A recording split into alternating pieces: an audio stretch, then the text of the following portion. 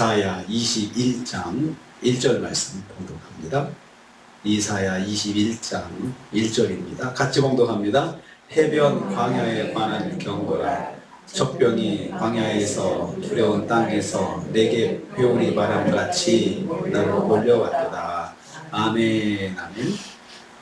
오늘 말씀은 유다를 멸망시킨 교만한 바벨론에 대한 여호와의 심판을 2차로 예언하는 것을 내용하고 있습니다.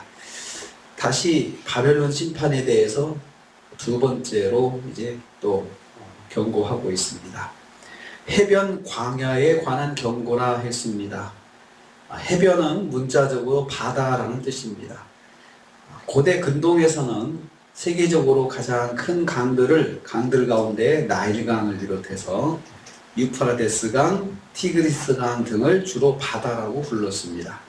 본문의 바다 땅은 유프라데스강을 지칭하는 것으로 봅니다. 왜냐하면 고대 세계에서 유프라데스강에 인접한 바벨론 지역을 바다 땅이라고 불렀기 때문입니다. 그래서 해변, 광야, 바다 땅에 관한 경고다라고 하는 말은 바벨론에 대한 경고라고 해석을 합니다.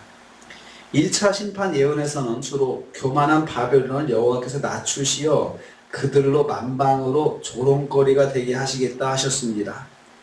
이제는 유다가 의지하는 바벨론을 애국과 동일하게 만들어 버리실 것을 이제 말씀합니다. 그러니까 유다가 바벨론이 멸망하는 이유가 두 가지입니다. 심판받는 첫째는 교만했습니다. 하나님의 심판의 도구로 사용됐는데 자기들이 잘났다고 생각하고 하나님 앞에서 교만해서 하나님을 두려워하지 않는 그런 행동을 한 것을 심판했습니다. 그런데 또 한 가지는 그러한 바벨론을 유다가 또 의지했어요. 애굽도 유다가 의지한 것 때문에 심판을 받잖아요. 그런 것처럼 바벨론도 두 번째 이유는 바로 유다가 의지하는 그런 그 이유로 하나님께 심판하십니다. 이걸 통해서 여호와 하나님은 역사를 경영하시고 주관하시는 주권자이심을 선포하고 있습니다. 그래서 하나님께서 나라의 흥망성쇠를 하나님이 주관하신다. 역사를 주관하신다. 역사를 경영하신다. 이것을 성경이 말씀하고 있습니다. 두 번째로 적들이 몰려왔다 했습니다. 적들은 원문에서는 적이라고 표현되지 않고 그것이라고 표현되어 있습니다. 지시되면 그것이라고 기록하고 정확하게 명시되어 있지는 않는 표현입니다. 이것을 번역본들이 의미상으로 적들이라고 번역한 것입니다. 이 표현은 정체를 알 수 없는 것들이 바벨론 심판을 위해서 몰려왔음을 의도적으로 암시하는 선지자의 표현입니다. 그러니까 뭔가 알 수 없는, 뭐라고 뚜렷하게 알 수 없는 이거다 저거다, 이 나라다 저러다 저 나라다, 뚜렷하게 알 수 없는 그런 적들이, 불분명한 적들이 바벨론에 몰려오기 시작한다는 것입니다. 정체를 알 수 없는 것들이 몰려와 바벨론을 두렵게 만드는 일이 일어날 것을 암시하고 있습니다. 불길한 징조, 두려운 사건들이 발생할 것을 말합니다.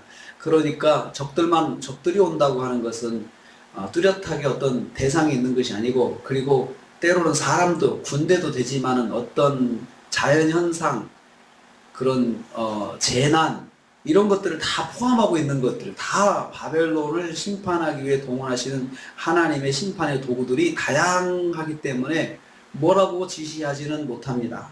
단지 그냥 그것들이라고만 표현할 뿐이죠. 불길한 징조, 두려운 사건들이 발생할 것을 말씀하고 있습니다. 이것들이 몰려온다 했습니다. 갑작스럽게 쳐들어와서 큰 피해를 입히는 것입니다. 대비할 수 없는 상태, 막대한 피해를 입힐 것을 생생하게 말씀하고 있습니다.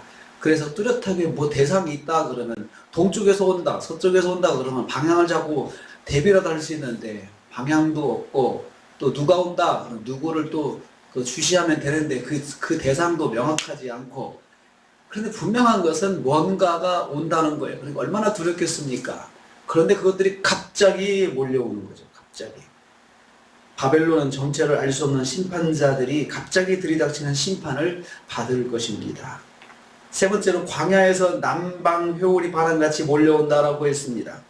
광야와 두려운 땅, 광야와 두려운 땅에서, 광야에서 두려운 땅에서, 이것은 같은 뜻입니다. 같은 뜻인데 같은 의미를 반복하는 표현입니다. 이 두 가지가 반복에 표현되는 것은 강조하는 거죠. 아주 오는 것이 아주 그냥 그 두려운 땅에서 광야에서 그냥 그 하나님께서 이렇게 몰려오게 하시는데, 그것들은 먼저 이 두 가지 뜻을 가지고 두 가지인데, 첫째는 심판자들이 황폐하고 산이 많은 메대와 바사 지역에서 올 것을 암시합니다. 그러니까 이 두려운 땅이다, 또 어두운 땅이다, 이런 표현은 그 메대와 바사 지역이 좀 광야가 많고 황폐한 지역이 많았다고 합니다.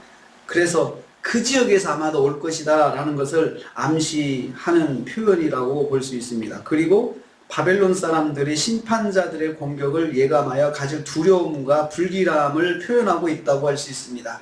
그런데 그것이 어디서 오는지 분명하지 않은데, 광야나 두려운 땅에서 올 거야 라고 할 때 표현을 두렵다라고 하는 것은 오는 대상이 굉장히 이 바벨론 사람들 입장에서는 무서운 거예요.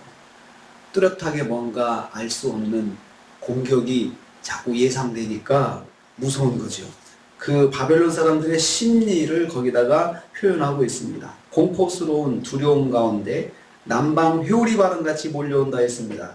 겨울철에 남부 사막, 팔레스타인의 남부 사막에서 몰아치는 그 회오리바람, 이 바람은 방향을 예측할 수 없고 시간을 예측할 수 없고 언제 불지 모르는 그런 바람으로 온다고 합니다. 그런 것처럼 바벨론의 심판이 지속적이면서도 남방 네게브 지방의 그런 회오리바람은 사람들로 하여금 두려움을 가지게 하고, 또 그러면서도 지속적으로 오는데 언제 올지 몰라요.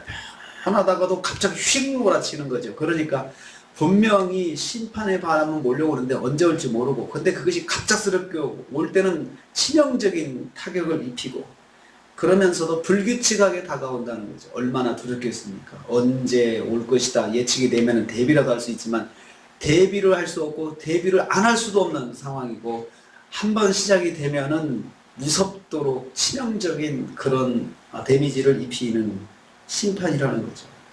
바벨론은 지속적으로 두려움 가운데 고통을 받는 심판을 받을 것입니다. 그러니까 얼마나 심리적으로 두렵겠습니까? 마음 편하게 잠을 잘 수가 없어요. 낮에도 편하게 그냥 있을 수가 없어요. 일상생활을 살 수가 없어요. 언제 심판자들이 몰려올지 모르기 때문에 그러한 심판을 받을 것이다. 바벨론에 대한 예언을 그렇게 말씀하고 있습니다. 하나님께서 다시 바벨론에 대해서 말씀하시는 것은 그 하나님의 심판이 분명하게 온다는 것입니다. 그러니까 이 심판을 듣는 1차 독자는 유대인들입니다. 유대인들이 그렇게 큰 나라 바벨론도 하나님께서 저렇게 심판하시다니, 그런데 또다시 그 심판을 말씀하시면서 분명하게 온다고 하는 것을 강조할 때, 유대인들은, 그 유다의 사람들은 그 말씀을 들으면서 무슨 생각을 해야 될까요? 하나님의 심판이 명확하게 오는 것이니까 우리가 정신을 차려야 되겠다. 우리가 믿음 생활을 이렇게 하면 안 되겠다. 하나님을 의지해야 되겠다. 이런 마음 가지라고 이 말씀 하시는 겁니다. 그래서 귀 있는 자는 들어서 깨달아야 되고, 영의 눈이 열린 자들은 그걸 보고 하나님 앞에 돌아와야 되는데 그럴지 모르겠습니다. 이사야서를 계속 보면서 그 하나님의 말씀을 우리가 묵상하면서 그러한 유다의 반응을 한번 찾아봐야 되겠습니다. 한 주간 우리가 시작합니다. 하나님께서 역사를 경영하시고 주관하신다고 그랬습니다. 하나님께서 우리의 하루도 경영하시고 우리의 하루도 주관하십니다. 우리의 일주일도 하나님께서 경영하시고 우리의 일주일도 하나님께서 주관하십니다. 하나님을 의지하시고 하나님 붙잡고 하나님과 동행하시면서, 그리고 예민하게 말씀을 들으면서 한 주간을 승리하시는 저와 여러분 되시기를 주님의 이름으로 축복합니다. 주님,